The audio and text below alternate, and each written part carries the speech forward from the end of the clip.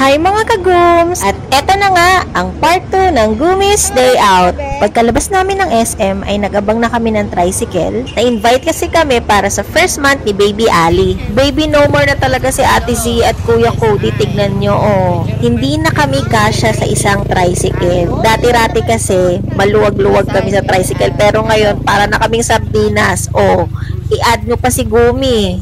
Mabuti na lang ay mabilis lang yung biyahe kaya hindi kami nangawit. O diba sa sobrang bilis nandyan na kami.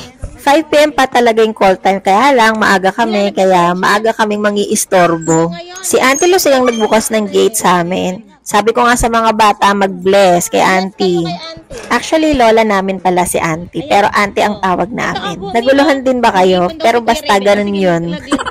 O, maglalagay na daw siya. Tingnan mo taguya. Ang bebe nyo, feel at home talaga. O, nandyan na sa kama. Behave lang si Gumi na nanonood kay Kuya Raven habang inuhulog yung mga coins sa piggy bank niya. Tinanong ko nga kung anong name ng piggy bank niya eh. Si ano pangalan niyan, Raven? Turkey, the pig. Porky.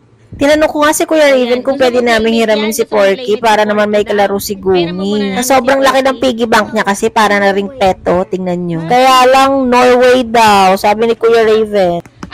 Simple lang ang kaligayahan ng ating bebe. Basta may plastic bottle ka lang, susundin ka na niyan. O, diba? Tingnan nyo, sabi ko mag-up siya at spin. O, diba? Ginawa talaga niyan. Walk, wait.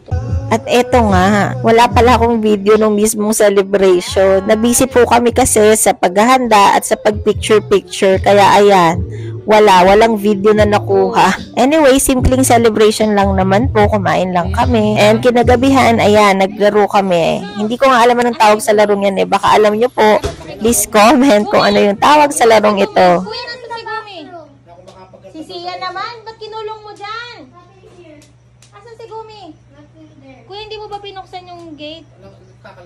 Hindi nahulog ah. At habang nananahimik kami naglalaro, ayan, dumating na ang Gumi. Tingnan nyo ang gagawin. O, diba? Ang galing, be. Talaga naman.